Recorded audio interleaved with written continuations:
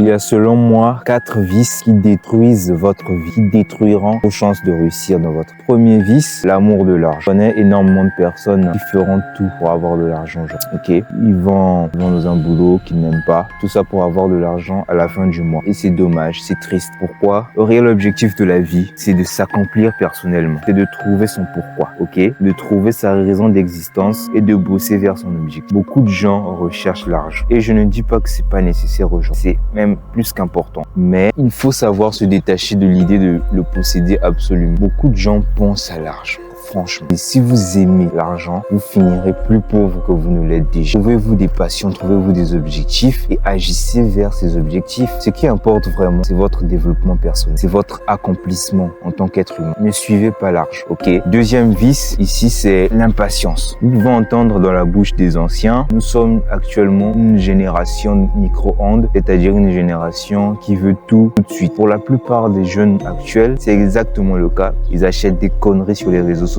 pour impressionner les autres. Tout ça parce qu'ils ne se sentent pas en sécurité avec leur propre personne. C'est là un problème. Si vous êtes impatient, tout ce que vous ferez sera voué à l'échec parce que vous ferez des erreurs. Et vous ne prendrez même pas en considération ces erreurs. Vous travaillerez sans pourtant avoir un objectif, une vision claire de ce que vous voulez. Ayez un objectif long terme. Pensez long terme. Il y a des gens qui se concentrent sur des passifs au lieu d'actifs. Même pas compris la différence entre les deux. Puis ils travaillent. Tout ça pour de la consommation plus tard. C'est de l'impatience. Soyez pas impatient. Nous avons le temps de se réaliser, d'apporter quelque chose dans ce monde. Nous avons tous ce temps. Mais confondez pas les périodes. Il y a une période de croissance, de récolte et de bilan. La période de croissance, pour moi, ça va de 18 à 30 ans. Si vous êtes dans cette tranche d'âge, c'est-à-dire qu'il faut vous construire physiquement, mentalement, financièrement, sur tous les aspects de la vie. C'est ma vision de voir les choses. La période, selon moi, auquel vous pouvez récolter tout ce que vous avez semé, c'est à partir de 30 ans. C'est là le souci, que beaucoup de gens sont pressés de gagner. Beaucoup de gens sont pressés de montrer aux autres réussi dans leur vie, ne sont que des passifs. Si vous vous construisez un avenir prometteur avec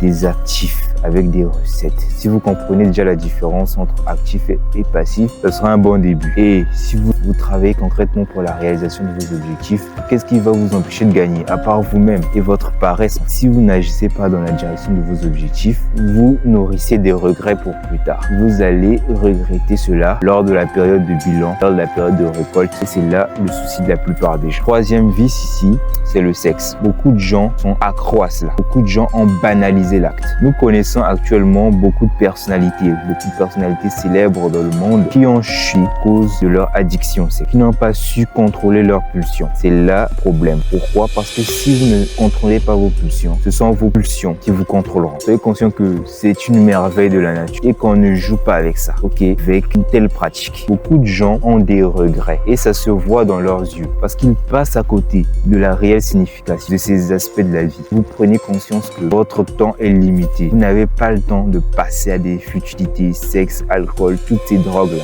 Le quatrième vice, c'est l'égoïsme. Combien de personnes qui me suivent actuellement sont égoïstes? Quand je parle d'égoïsme, je parle surtout de ceux qui ne veulent pas partager. Okay? Le partage de valeurs, c'est égoïste. Pour moi, deux types d'égoïsme. Il y a celui qui partage de la valeur, mais qui le fait principalement pour lui-même, donc dans son propre intérêt, qui pense qu'à l'argent, qui pense qu'au bien matériel, qui ne pense qu'au résultat pour lui-même, ne pense qu'à sa satisfaction. Et lorsqu'il atteint ces résultats, il ne partage plus de valeur. Et il y a un autre type d'égoïste qui ne partage pas de valeur. Tout simplement. J'ai souvent tendance à dire que nous avons tous quelque chose à partager en ce monde. Nous avons tous quelque chose à offrir au monde.